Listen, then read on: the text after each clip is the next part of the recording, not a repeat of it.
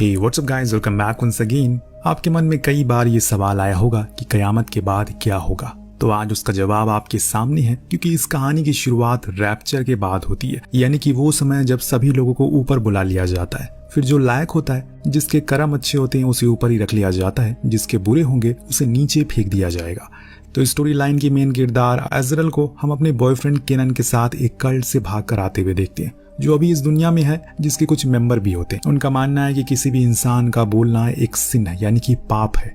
इसीलिए उस कल्ट से जितने भी लोग जुड़े हुए हैं, उनके वोकल कॉर्ड को गले से निकाल दिया गया है और वहाँ एक क्रॉस का निशान बना दिया गया है। जैसे अभी आप अज़राल के गले पर भी देख सकते हैं, ऐसा इसलिए किया गया ताकि वो चाहकर कुछ ना बोल सके, फिर सिन से बचे रहे। अज़राल जंगल में लगी बैरीज की मदद से एक ब्रेसलेट बना रही है कि केनन के लिए, तभी अचानक उसे किसी की आहट सुनाई देती है। शायद कोई है जो उनकी तरफ आने की कोशिश कर रहा है। इसीलिए वो फौरन उसकी ओर देखती है तो वो आराम से आग जलाकर बैठा हुआ था, जो उनके लिए खतरा हो सकता है, क्योंकि इससे और भी जल्दी वो पकड़े जाएंगे। इसीलिए जाकर फौरन उस आग को बुझा देती है और फिर वो ब्रेसलेट भी पहना देती है, क्योंकि उसे अब लग रहा है कि उसने आग बुझाने में देर कर दी। पर केनन उसे गले से लगा लेता और शांत होने को कहता है, क्योंकि अभी ऐसा कुछ भी नहीं हुआ है। इतने में उन्हें विसल की धुन सुनाई देती है, जो सुनते ही उनके चेहरे का रंग उड़ जाता है, क्योंकि ये धुन वही है जिसमें वो कल्ट के लोग आपस में बातें किया करते हैं, यानी कि इन्हें ढूंढ लिया गया होगा और इसीलिए दोनों फौरन ही पेड़ के पीछे छुप जाते हैं।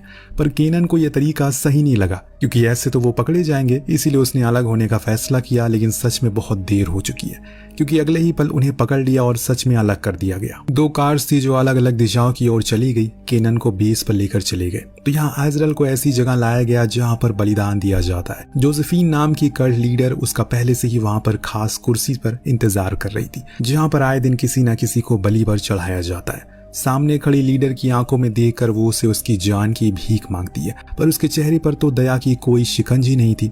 उसने अज़राल के पैर से गहरा सा कट लगाया, जिसमें से काफी तेज खून बाहर आने लगा। देन ये सभी मेंबर थोड़ी सी ऊंची जगह पर चले गए और तेज तेज सांसें भरने लगे, जैसे कि मानो कुछ बहुत ही भयानक होने वाला हो।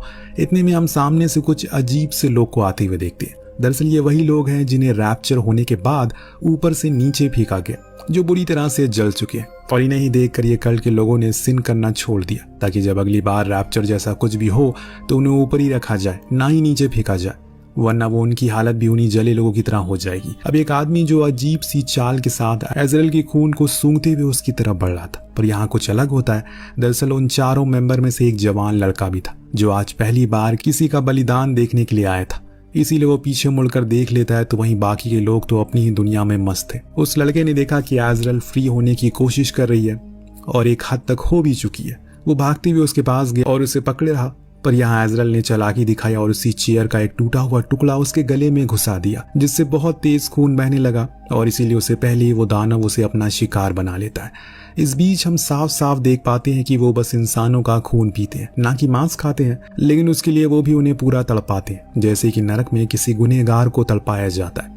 उधर वो सब हो रहा था तो इधर अज़राल ने मौके का फायदा उठाया और भाग निकली। अब जब सारी क्रियाक्रम हो गया तो ये लोग पीछे मुड़े तो इनके होश उड़ गए, क्योंकि अज़राल के बलिदान की जगह उनके एक मेंबर का सैक्रिफाइस हो चुका था। वहीं दूसरी ओर अज़राल भागते हुए जंगल में बने एक रिसर्च सेंटर में पहुंच गई, जो कि अब खंडर में तब्दील हो चुकी। किसी जमाने में ये अपने असली वजूद में था। खैर, उसके पास बह रही नदी से उसने पानी पिया, तभी उसे अपने बॉयफ्रेंड केनन की याद आई। उसे भी तो बचाना है, वो अकेले छोड़कर तो नहीं जा सकती, और इसलिए उसने पहले तो कुछ वहीं से जड़ी बूटियों को इकट्ठा किया और अपने उस पैर के घाव पर पट्टी की।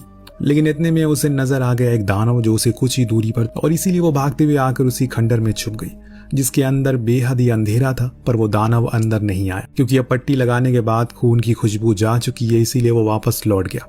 इतना तो हमें पता चला कि ये सभी देख नहीं सकते और ना ही सुन सकते हैं, लेकिन बस इनकी सूंघने की क्षमता बहुत ही ज्यादा है। लेकिन अभी कुछ कंफर्म नहीं है, हो सकता है आगे जाके हमें कुछ और ट्विस्ट देखने को मिले। दानव के जाने के बाद वो वहां से निकलती है और पहुंचती है एक खुली जगह पर, जहां पर उसे जमीन पर कार टायर्स के मार्ग दिखते हैं। उनका पीछा करते हुए सीधा पहुंच गई अपनी कैंप पर, जिसके चारों ओर काफी भयानक सिक्योरिटी थी, ताकि कोई भी बाहर का शख्स अंदर ना आ सके, ना ही अंदर वाला बाहर जा सके। पर अज़राल यहीं से तो भागी थी, इसीलिए उसे पता है कि उसे जो सीक्रेट रास्ता है वो कहाँ पर है। वो वहीं गई और बड़ी ही चालाकी से अंदर गई। फिर कुछ दूर आगे जाने पर उसे केनन को दिया हुआ वो ब्रेसलेट मिला, जो देख वो समझ गई कि जरूर उसके साथ कुछ बुरा हुआ है, क्योंकि वहां पर कुछ हथकड़ियां भी थी, जिसका मतलब ये था कि हो सकता है कि उसे सैक्रिफाइस कर दिया हो। लेकिन अज़राल का दिल अभी मान नहीं रहा है।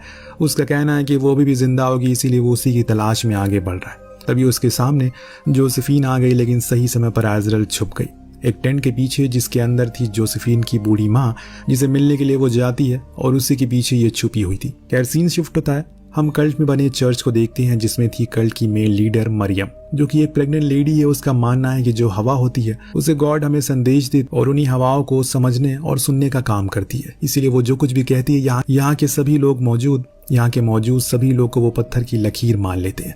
उसी चर्च में बने एक होल से वो उन हवाओं को सुनती है, फिर इन्हें ऑर्डर देती है। जैसे कि लास्ट ऑर्डर था कि एजरल को खत्म करना है, पर जोसेफीन ऐसा नहीं कर पाई, इसीलिए वो उसे जोरदार थप्पड़ जड़ देती है। इस बीच हम उसी चर्च के नीचे मौजूद एजरल को देखते हैं, जो कि वहीं छुपी हुई थी, लेकिन गलती से उसे एक आवाज हो जाती है। फिर क्या था, जोसेफीन ने उस पर हमला बोल दिया और फिर एक बार फिर से वो अपना पीछा छुड़ाकर भागना शुरू करती है, लेकिन जोसेफीन ने घंटी बजाकर सभी को इत्तिला कर दिया कि वो यहीं कहीं है। इस दौरान हम एक और चीज नोटिस करते हैं, इस कल्ट के सभी लोग अपना पेट भरने के लिए खाने में चूहे खाते हैं, क्योंकि उनकी संख्या बहुत ज्यादा है। बाकी की सभी चीजें तो खत्म हो चुकी है या फिर उनका शिकार करने में काफी समय लगता है। खैर यहाँ हम सभी सतर्क हो चुके हैं, इसीलिए उसे पकड़ने में लग चुके हैं, पर एजरल उनकी चंगुल से फिर से भागने में कामयाब हो गई। हालांकि कुछ लोगों ने उस पर शूट भी किया, लेकिन एक भी गोली उसे नहीं लगी। भागते भागते अंधेरा हो गया, लेकिन वो अभी भी रुकने का नाम नहीं ले रही है, क्योंकि अगर वो रुकी तो पकड़ी जाएगी। इतनी में उसके सामने एक कार आ गई, जिसके ड्राइवर बाहर निकला और पूछा कि क्या उसे कहीं जाना है। जी हाँ दोस्तों, हम पहली बार किसी आदमी को बोलते हुए सुनते हैं। ये भी एक सर्वाइवल और रोड के उस साइड रहता है। उसके जैसे कुछ लोग अभी जिंदा है, पर अब उनकी तादाद खत्म होती जा रही है। काफी तेजी से एजरल बिना कुछ बोले उसी कार में जाकर बैठ गया और वो भी जाकर बैठ गया। ड्राइव करते हुए बीच में उसने उससे काफी सारे सवाल किए, जिसका वो एक भी जवाब नहीं देती, और जवाब देगी भी कैसे, उसके मुंह में तो जबान ही नहीं है। इसलिए थक कर उसने लाउड म्यूजिक बजा दिया, जिस पर दोनों ही वाइब करने लगे, लेकिन ज्यादा देर तक नहीं, क्योंकि तभी उसी समय गोली आई और उस ड्राइवर के सर के आर पार हो गई। ये काम सामने खड़े कल्ट के मेंबर का था, जो खुद भी उस कार से उड़ गया और बाद में वो कार भी क्रैश हो गई। लेकिन अगर एजरल उसी के अंदर रही तो मारी जाएगी, इसीलिए बड़ी हिम्मत करके वो बाहर निकली तो वो घायल मेंबर उस पर हमला कर देता, लेकिन पैर टूट जाने की वजह से वो ज्यादा कुछ प्रहार नहीं कर पाता। इसीलिए एजरल उसी की बंदूक से उसी बड़ी ही बुरी तरह से शूट करके खत्म कर देती है। पर यहाँ रुकना खतरे से खाली नहीं था, इसीलिए उसे आगे जाने का सोचा। लेकिन कुछ कदम आगे जाने पर उसे एक पेड़ के नीचे केनन बैठा मिला, जो देख उसकी खुशी का ठिकाना नहीं था। इसीलिए वो भागते हुए उसके पास गई। पर दोस्तों, ये सिर्फ एक चाल थी, जिसमें वो अब बुरी तरह फंस चुकी है। इस बीच हम एक मेंबर को देख पाते हैं, जो किसी भी समय अब उसे शूट करके खत्म कर सकता है। इसीलिए एजरल चिल्लाने लगती है, ताकि किसी भी तरह करके नीचे बैठा केनन सुन सके उसकी आवाज।